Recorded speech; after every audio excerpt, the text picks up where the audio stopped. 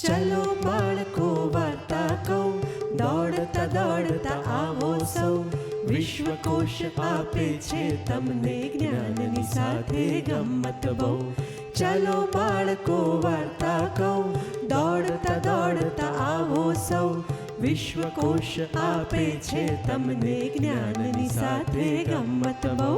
બાળ કિશોર કેન્દ્રના સ્વપ્ન ધીરુબેન પટેલના સૌ. બાળ કિશોર કેન્દ્રના સ્વપ્ન ધીરુબેન પટેલના સૌ. ચલો બાળકો વાર્તા કહું, દોડતા દોડતા આવો સૌ. વિશ્વકોશ આપે છે તમને જ્ઞાનની સાથે ગમ્મત બહુ. ગુડ મોર્નિંગ બાળ મિત્રો. આજની વાર્તા છે લોભ કરે નુકસાન. એક વેપારી હતો, નામ એનું સુખીરામ. એ હતા તેલના વેપારી. આખું ગામ એમની દુકાનમાંથી જ તેલ ખરીદે અને ધીરે ધીરે હવે તો ચારે બાજુ એમની તેલના વેપારી તરીકેની પ્રતિષ્ઠા વધવા લાગી અને એમ કરતાં કરતાં એ વધારે પૈસા પણ કમાવા લાગ્યા. હવે જેમ પૈસા વધારે કમાયા એમના મનમાં હજી વધારે પૈસા કમાવાનો લોભ જાગ્યો. એટલે એમને તો શું કર્યું, પોતાનું જે શુદ્ધ તેલ હતું ને એમાં એમને ખરાબ ક્વોલિટીવાળું તેલ, સસ્તું તેલ, બહુ જ ગંદુ તેલ ભેળસેળ કરવા લાગ્યા અને એને પણ ઊંચા દામે વેચવા માંડ્યા. હવે ગામ લોકો તો આનાથી સાવ અજાણ, એ લોકો તો ત્યાંથી જ તેલ ખરીદી લાવીને ખાતા હતા. હવે ધીરે ધીરે કરતાં પેલા સુખીરામની તો કમાણી વધવા લાગી. ધનિક વેપારીમાં હવે એમની ગણના થવા લાગી. પણ હવે 5-6 મહિના પછી આવું ખરાબ તેલ ખાવાથી ગામના લોકોના શરીરમાં હવે એના લક્ષણો દેખાવાના શરૂ થયા. ધીરે ધીરે કરતાં ગામના બધા જ લોકો, નાના બાળકોથી માંડીને વૃદ્ધ લોકો ધીરે ધીરે નાની નાની શારીરિક તકલીફોના ભોગ બનીને બીમાર પડવા લાગ્યા. બધા ગામવાળાને થયું કે અરે એકદમ આપણા ગામમાં શું થઈ ગયું, અત્યાર સુધી તો આવું ક્યારેય નથી થયું. બધા થયા ભેગા અને બધા ચર્ચા વિચારણા શરૂ કરી કે આવું થાય છે કેમ, બધા શું ખાય છે, શું લાવે છે, ક્યાંથી લાવે છે, કેવી રીતે રસોઈ કરે છે, એની બધાએ ખૂબ ચર્ચા વિચારણા કરી. અંતે બધા એક તારણ ઉપર આવ્યા કે આખું ગામ સુખીરામને ત્યાંથી જ તેલ ખરીદે છે અને એમાં એ તેલમાં જ રસોઈ કરીને બધા ખાય છે. એટલે ચોક્કસ માનો ના માનો આ તેલથી જ આપણે બધા બીમાર પડીએ છીએ. બધા લોકો તો ગયા રાજા પાસે અને રાજાની પાસે જઈ અને સુખીરામની વિરુદ્ધ ફરિયાદ કરી. રાજા તો ગુસ્સાથી લાલ પીળા થઈ અને સુખીરામને તરત હાજર થવાનો હુકમ કર્યો. સુખીરામ તો ગભરાતો રાજા પાસે આવીને સલામ કરી અને રાજા તો જે ગુસ્સાથી લાલ પીળા થઈને કહે, સુખીરામ, તમને શરમ નથી આવતી લોકોના સ્વાસ્થ્યને જોખમમાં મૂકતા? તમારા પોતાના થોડાક નફા માટે તમે લોકોને આવું ભેળસેળવાળું તેલ ખવડાયું જેનાથી મારી પ્રજા હવે બીમાર પડવા લાગી છે. તમારા નફાને ખાતર તમે લોકોનું કેટલું બધું નુકસાન કર્યું. લોકોના સ્વાસ્થ્ય સાથે ચેડા કરવા એ તો ગંભીર ગુનાને પાત્ર છે. હવે તમને આની આકરી સજા મળશે.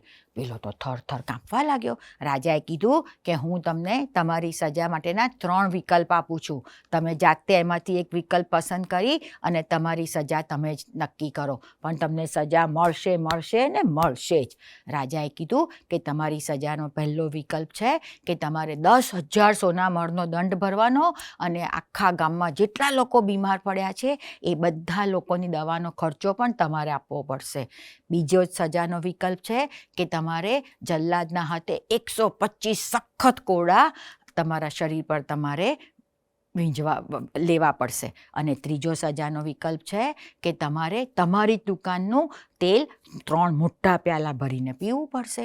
હવે આ સજા સાંભળી અને સુખીરામના તો પગ એકદમ કાંપવા લાગ્યા અને એમનું મગજ ચક્રાવે ચડ્યું કે અરે રે, હવે તો મારે સજા ભોગવવી જ પડશે. આ રાજા તો મને છોડશે જ નહીં. તો જો હું 10,000 સોનામણ ભરું, ના, મેં આટલું આવું બધું કરીને જે ધન કમાયું છે એ મારી પ્રિય સંપત્તિ મારે ગુમાવવી પડે. ના, હું તો કંઈ પૈસા ના ભરું. તો પછી પણ ના, હું 125 કોડા જલ્લાદના તો મારું આ શરીર સહન જ નહીં કરી શકે. હું તો લોહી લુહાણ થઈ જઈશ. એના કરતાં એને રાજાને કીધું કે રાજાજી, હું તમારી સજાનો ત્રીજો વિકલ્પ પસંદ કરું છું. હું મારી દુકાનનું તેલનું તેલ પીવા તૈયાર છું. તરત એની દુકાનમાંથી તેલનો ડબ્બો લાવવામાં આવ્યો અને મોટો પ્યાલો ભરી અને સુખીરામને તેલ પીવા માટે આપ્યું. હવે જેવું સુખીરામે તેલનો પ્યાલો ઉઠાવીને પોતાના મોં પાસે લાવવા ગયા ને, અરે રે રે રે રે, આ તેલમાંથી તો કેટલી બધી દુર્ગંધ આવે છે. સુખીરામ એકદમ પોતે જ કાંપી ઉઠ્યા, પણ હવે પોતાથી તો કશું બોલાય નહીં, એટલે એમને ગમે તેમ કરી પોતાનો શ્વાસ રોકીને પણ એ તેલનો પોણો ગ્લાસ તો માંડ ગટગટાઈ ગયા. પણ છેલ્લું આટલું તેલ તો એમનાથી પીવાતું જ નહોતું. આખરે એમને નાક બંધ કરી અને એ તેલ પણ ગટગટાઈ ગયા. જેવો બીજો તેલનો પ્યાલો ભરીને એમની સામે મૂક્યો કે સુખીરામ તો સીધા રાજાના ચરણોમાં ઢળી પડ્યા. રાજાજી, માફ કરો, મારાથી હવે આ તેલ નહીં પીવાય. આ તેલ પીને તો હું પોતે જ બીમાર પડી જઈશ.